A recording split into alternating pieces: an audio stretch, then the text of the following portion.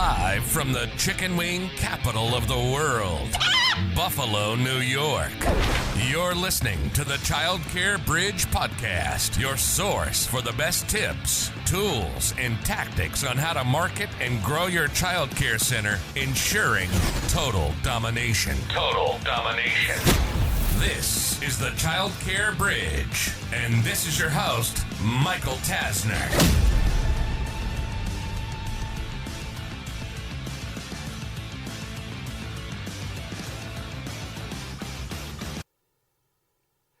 I was recently having a conversation with a multi-location childcare center owner.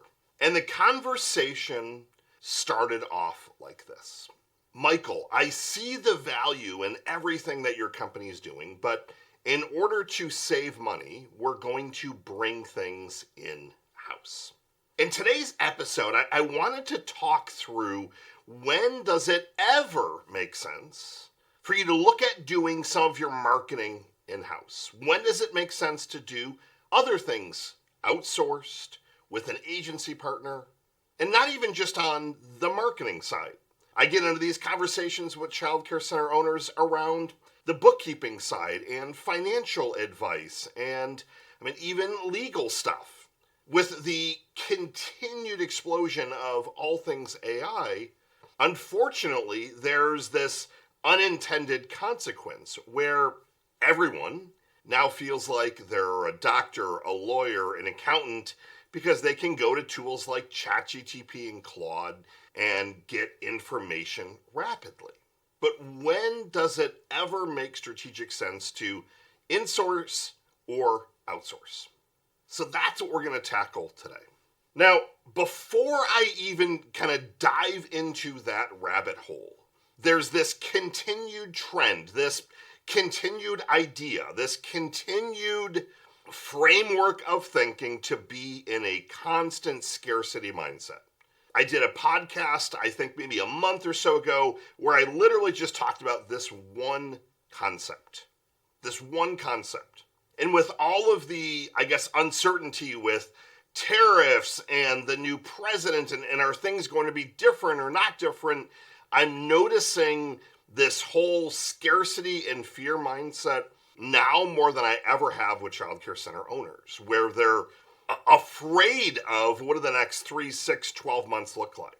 They're getting back into kind of pausing things. They're kiboshing strategic projects they had started on. If they were looking at another acquisition, all of a sudden that stuff's on hold. And there's a right time to do some of these things, and there's a wrong time. So the first thing that I want to share before we go into this topic of when does it make sense to outsource and have a marketing partner versus do some things in-house. We need to make sure that when you're making those decisions, you are not making the decisions from a scarcity mindset. The only time that I ever hear from someone that says, I'm thinking of bringing my marketing in-house, or I'm thinking of doing some of these things myself, 99% of the time, it's coming from a scarcity mindset because they feel like they just don't have the funds to be able to do it. Now, 99% of the time as well, the data completely supports not doing any of this stuff. It just completely blows it away. The whole point of having a marketing partner and a marketing agency partner, like an agency that I own, is to produce you a return on whatever you're investing. It's not an expense. But for some reason, as of late, childcare center owners, they're just continuing to get into this mindset, this rhythm that they're not going to have enough, that everything is going to just continue to implode, that the sky is going to fall.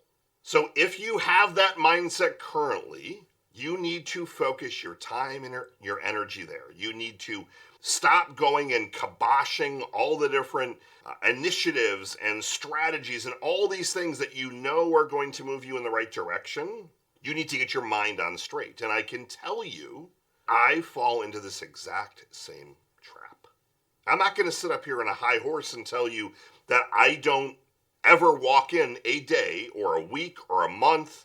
I've even had a year where scarcity was completely overtaking me, that I was living from this state of not being in abundance, worrying that my competitors were going to try and eat my lunch, that any money that we invested was going to be wasted.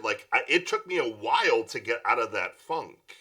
And it was one of those things where I had to just continue to reframe my brain. I had to start my mornings with kind of morning motivation rather than looking at social media and checking the news and checking my email and just reframing. So when you're getting into this place where you're waffling on, do I bring something in-house or do I leverage an expert?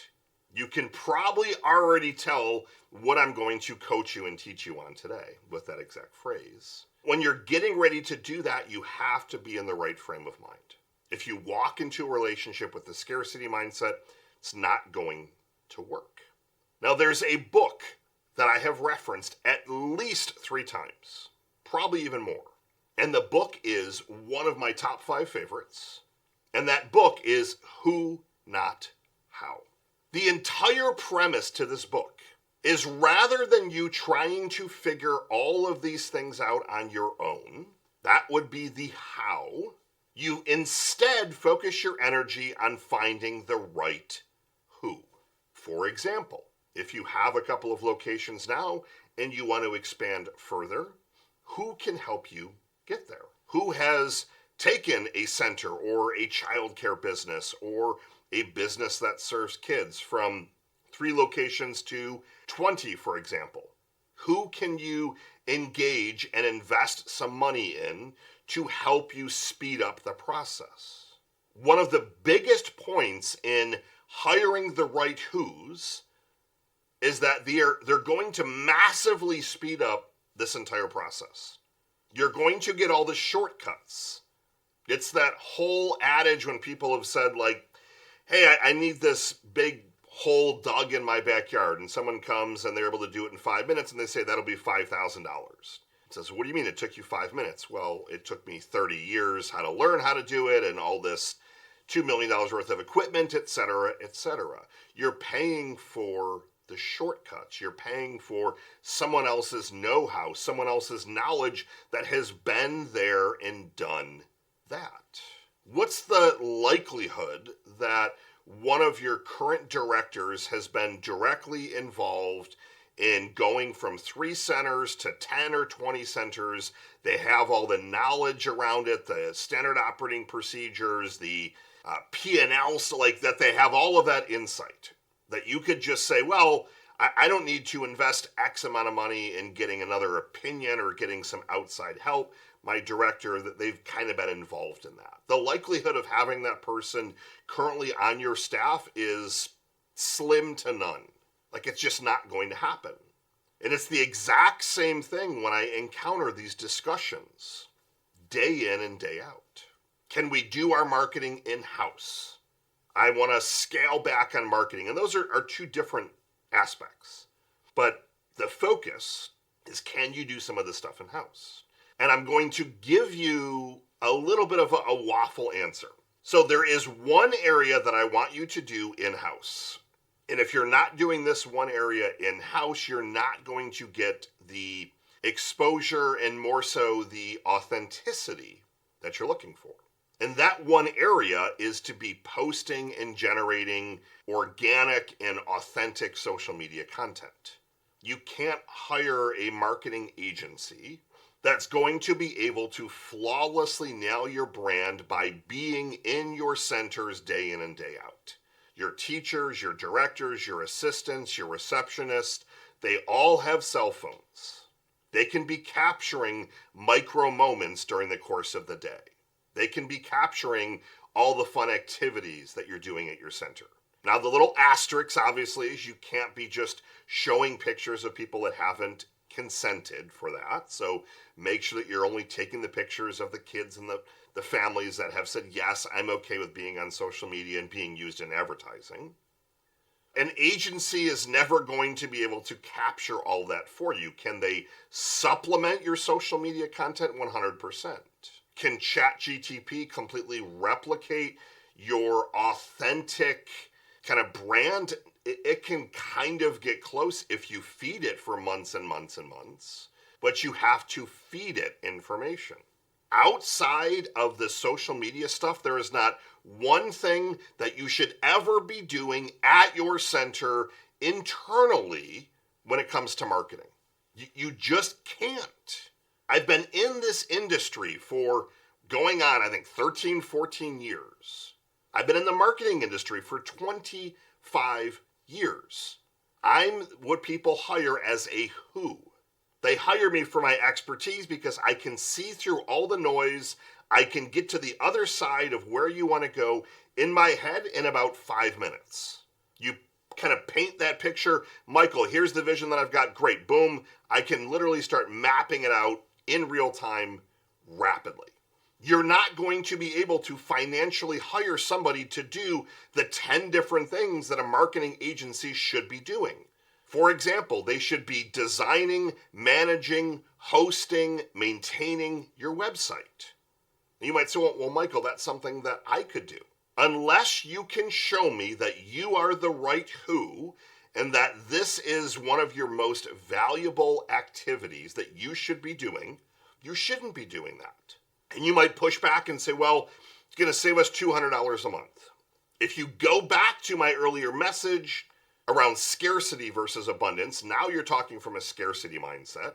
You're breaking the other rule when it comes to who, not how.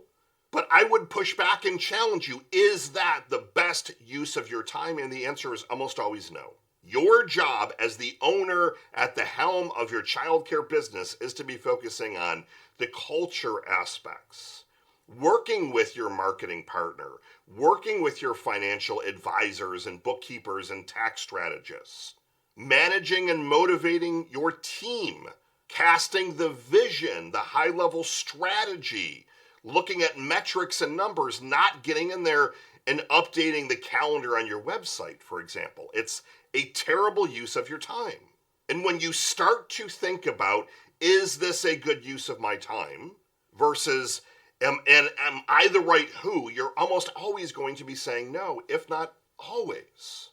Now, when you also look at all the other things that a marketing agency partner should be doing, they should be getting your website ranked in Google, which is search engine optimization.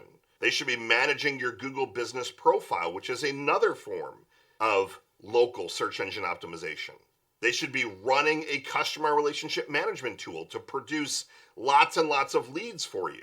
They should be not only managing that, setting it up, building automations, text messages, voicemails, emails, all that great stuff going through that tool. They should be buying traffic, buying eyeballs, attention, visitors on platforms like Google and Facebook and Google Guaranteed, YouTube, TikTok, Reddit, all these other platforms. So when you're hiring an agency like mine, you've got like 7 to 10 people that are collaborating every month on your stuff. How could you afford to hire a person or two on staff to do all those things?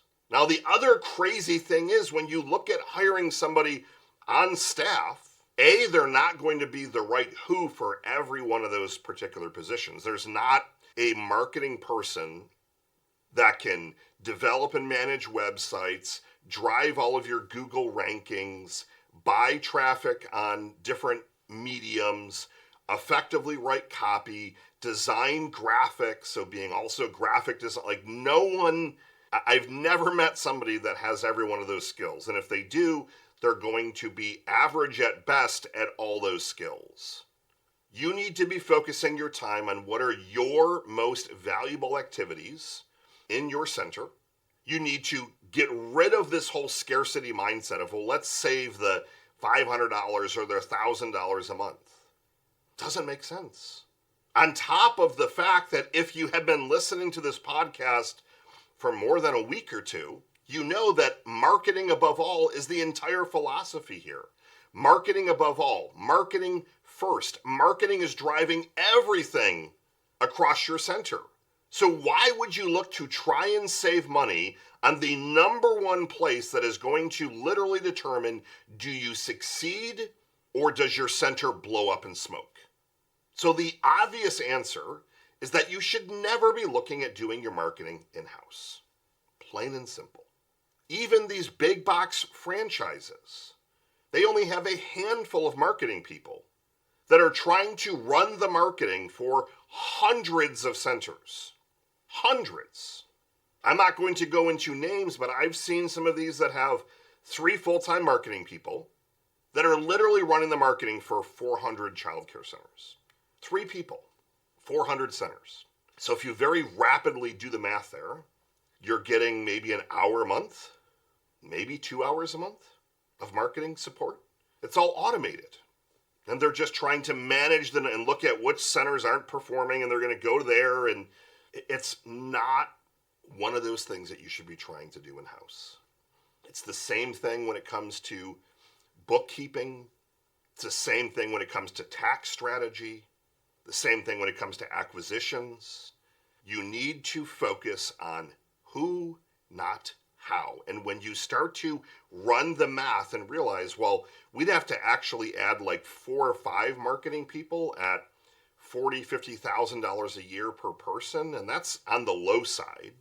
I don't know of a marketing person that will actually take a job less than $50,000 in the US right now. So you want to add 4 or 5 marketing people, benefits, all that stuff, so that you can save a few $1,000s a month. You start to do the math there, you're realizing very rapidly that not only are you not saving any money, it's costing you more, and it's just not your most valuable activity. It's just not. So my learning lessons for you today. Number 1, scarcity versus abundance. When you are looking at trying to bring things in-house, it's almost always because you're getting back into this whole scarcity and can I try and save $500 here, or $1,500 here, or $300 there. Number 2, who, not how. You're not the expert. You're not going to be able to hire the expert to bring them on staff that is an expert in all these different areas. And lastly, the only area that you should ever be considering doing in-house when it comes to marketing is by adding more authentic, engaging social media content. Nothing else. I have never seen one center, including our largest that have 30, 40, 50 plus locations, privately owned, that they can even do their marketing in-house.